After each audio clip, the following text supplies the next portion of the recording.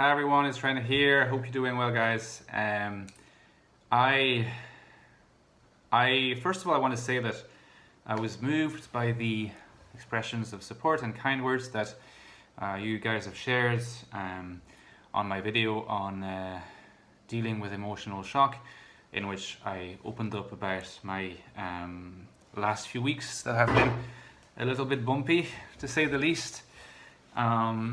In the sentimental or emotional romantic domain, I just feel, of course, supported by people here, in real life, so to speak. But also, it's really nice to see when a community, which is a virtual community, ironically, virtuality being kind of my bane, the bane of my last few weeks at least. But still, what I mean is,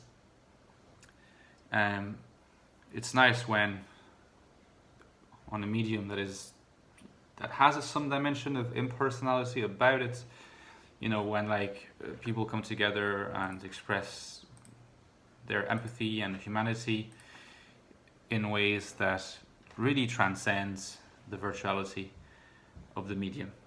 So I'm grateful for that, and I'm inspired by this video, not just by the feedback I got, but also by the kind of, therapeutic, the therapeutic sort of dimension of it that I did experience. It certainly did not make me feel worse. I would say that it made me feel better. I think that, it was a multiplier effect of some sort. I knew that I was capable of making that video because I had enough distance on things, and I had become detached at least enough to be able to make it.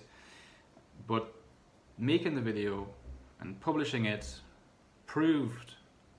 made me kind of prove to myself that I could do it, and in that way furthered my independence and my moving on. So I think that it's been very good in that way, and this has inspired me to make another video that is not about the same topic. I'm not a masochist either, but a video that is still related to the domain of romance, emotions, attachment, feelings, intimacy, and from my perspective, we're bringing in maybe insights from a theory that I'm going to be honest with you, I do not know it in an expert manner, but I know it enough to know where I fit in that theory.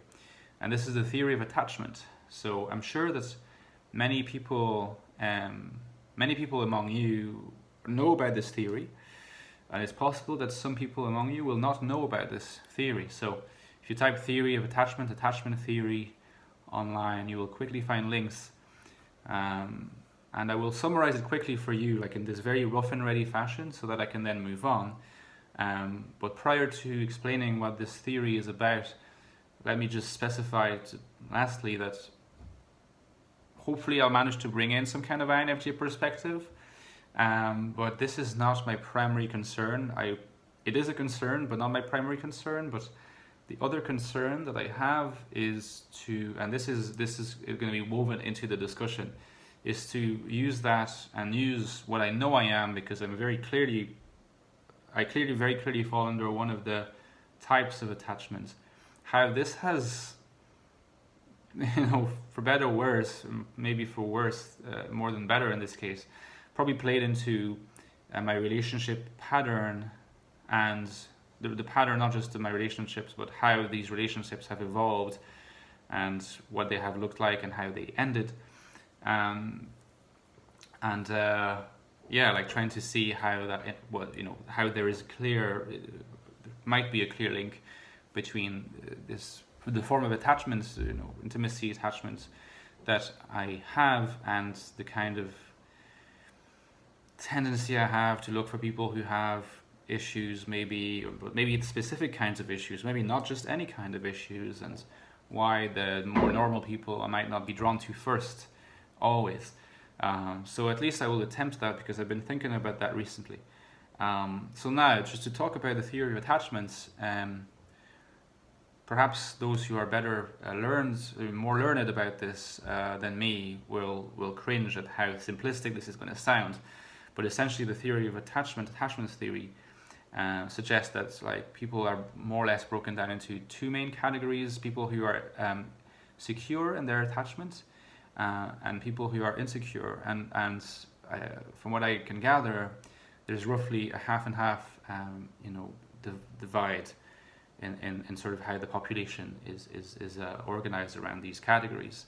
So more or less 50% of people are secure in their attachments, which roughly translates into, like when they're in an emotional relationship, they don't feel any of the negative dimensions that an insecure form of attachment can manifest. And these are the different insecure forms, because there are three main insecure forms of attachment. The first is anxious attachment, which roughly translates into just being in a relationship where one requires a lot of confirmation, a lot of reassurance that they matter, that they are loved, needs a lot of affection, quickly becomes insecure about whether they do matter to the other person, and they constantly need to be reassured.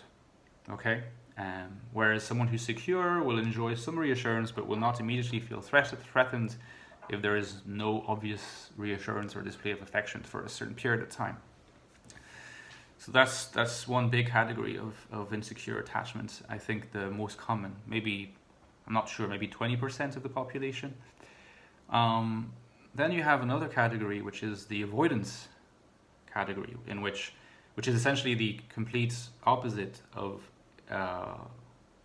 fearful or anxious attachment. Avoidant attachment is essentially finding it hard to engage in close, effective intimacy for a sustained and reliable period of time with another person, and tending to always retreat and have this kind of sense of being distant emotionally and intimately from the other person. Maybe sometimes the words are such that they should be reassuring, but the overall attitudes and the overall behavior in intimacy in all its different dimensions, including just being with another person, can manifest this avoidance.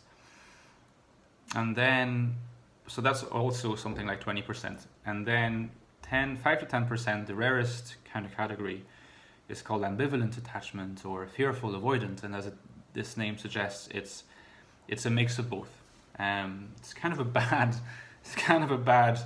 category to be in, because it's like part of you is like fearful and you really need reassurance, and another part of you is like, distance, detached, and avoidant of the intimacy that in the first place you seem to really require of your partner, and this can extremely confuse the partner and be quite bad for a relationship if it is not worked on. And there is a whole theory of, background theory of like what kind of childhood and in what way you were brought up, and what could have been the impact on your childhood that might lead to either secure attachment or one of the forms of insecure attachment. And now, so just to break things to you, so I'm an ambivalently attached person, which means that it does seem that at least in the first phase of a relationship, I need a lot of reassurance, and I kind of need to enjoy a lot of expressions of love, and that if I do not get them, I quickly worry, and that sometimes the person can feel that way. And in fact, I think it has killed some possible blooming or possibly budding relationships, has killed them because the other person maybe felt smothered or lost their attraction to me because they thought I was too insecure or something. But it is true that whenever I do become genuinely attached, this anxiety and this fearfulness and this need for reassurance tend to be quite present. On the other hand, when I have been in more or less long-term relationships, so at least 1 year or more, 1 or 2 years, I've been in a 2-year relationship and in a 3-year relationship with lots of ups and downs, and then this relationship, which were both real life, and then this relationship, which was online for 10 months. I would say that, in the case of the 2 first relationships that were long enough, The first person, I'm pretty sure, would qualify as an ISFJ, and the second person would qualify as an INFJ. Um, this the fearful dimension clearly manifested itself, and I think it was not easy for the other person, but depending on what the form of attachment of the other person is, things can work out more or less. If you're anxious and you're with a secure person, if the secure person is patient, that can work, and that worked with the ISFJ person. The INFJ person I dated after that was anxious herself, not ambivalent, but anxious. And often people who both have anxious dispositions, there is some kind of chemistry that happens because they're quite happy to mutually reassure each other, mirror each other's kind of need for affection and expressions of affection. And so in a sense, this works. Now, the thing is, and then I would say, I was convinced that this person with whom, I'm no longer this virtual persona, I was convinced that she was, despite her mental health issues, which again, I don't want to downplay, I think they're real, at least that is real, I was convinced she was secure, because she didn't seem to require, she definitely enjoyed when I manifest my affection, and I tend to manifest a lot of it when I'm in love. But I never, when someone is anxious, you always get little signals, and if you're anxious yourself, you're sensitive to those signals. And I never experienced them from her. I experienced them from the first INFJ girlfriend I had, not from her. So I would assume secure. And I would say that the ISFJ girlfriend, I said that already, was secure. So 2 secure, 1 anxious. Now, in the case of the ISFJ girlfriend, Irish person, with whom I was for a while, it was all love, but I fell out of it. I fell out of it somehow, and part of me still thinks to this day that perhaps it could have had to do partly with just having transitioned. Once I was properly reassured and nurtured in that need for reassurance, whether I just switched to this avoidance part, which made her suffer, and I became more distant, and often this is not conscious on your part. And eventually things fizzled out. It wasn't an acrimonious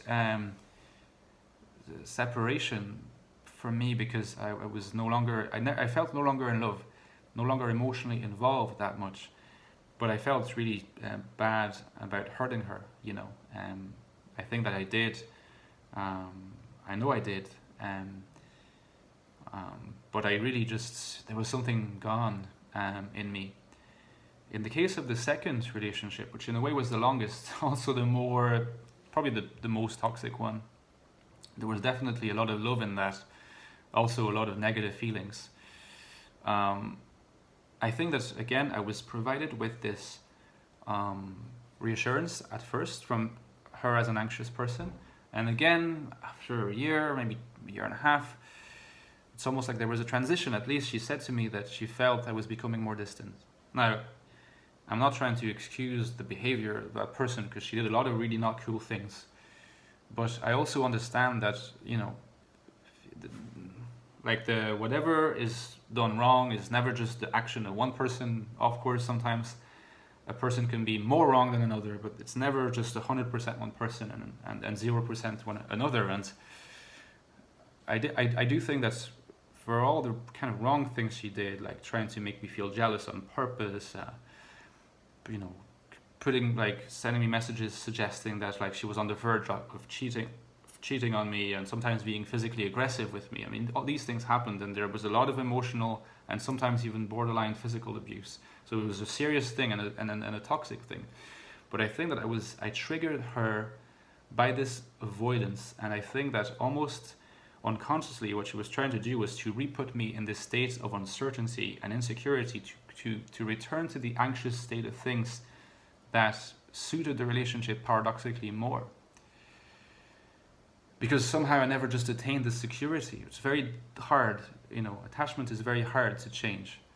And so we alternated between anxious and avoidant. At least I did. She remained anxious through this very unhealthy rhythm and abusive rhythm, and until I finally managed to well, we extricated ourselves from each other really in the end. But it was quite damaging and painful. And then, like, in the case of this more recent relationship, which I thought, of course, had the disadvantage of not being real, in some ways only being virtual, I was like, damn, someone who is secure and someone who makes me really feel like, I don't know, I just had this intimate feeling that I was not going to turn into this avoidance person, because I had no inkling of it whatsoever. Sometimes when you have this avoidant capability within yourself as an ambivalently attached person, even prior to transitioning properly into that domain, you can get little insights, little flashes. Never had any of those. Perhaps because it remained virtual. Perhaps because I never become used to certain dimensions of the relationship as a real one. But also, I thought, because of her genuine great traits of her personality, her quirks, her humor, many things,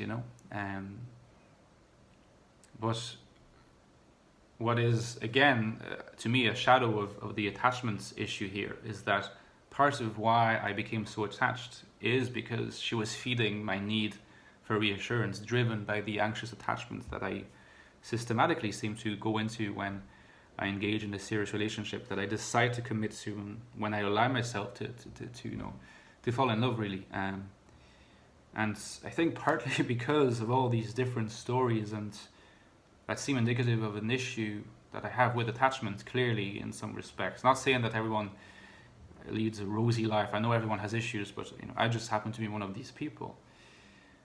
I think that also ends up contributing to my suspiciousness, or not necessarily my suspiciousness, but my caution towards entering into relationships, and sometimes my preference for being alone for long periods, is because there's almost like, it's not a curse, but it's just something very hard to deal with, and sometimes you do feel like there is something transcendent that you cannot really vanquish yourself. It's almost like above you or stronger than you, and all you can do really is try to work on yourself and work on your attachments in order to create the conditions for when you meet someone who's the real special person, for it to go well. So at least that's a roadmap for me, at least. Alright, I hope you enjoyed this video. Let me know what you think in the comments and what are your experiences. Feel free to let us know if your attachment type, if you're comfortable. But otherwise, you can just comment whatever you like. See you soon, guys.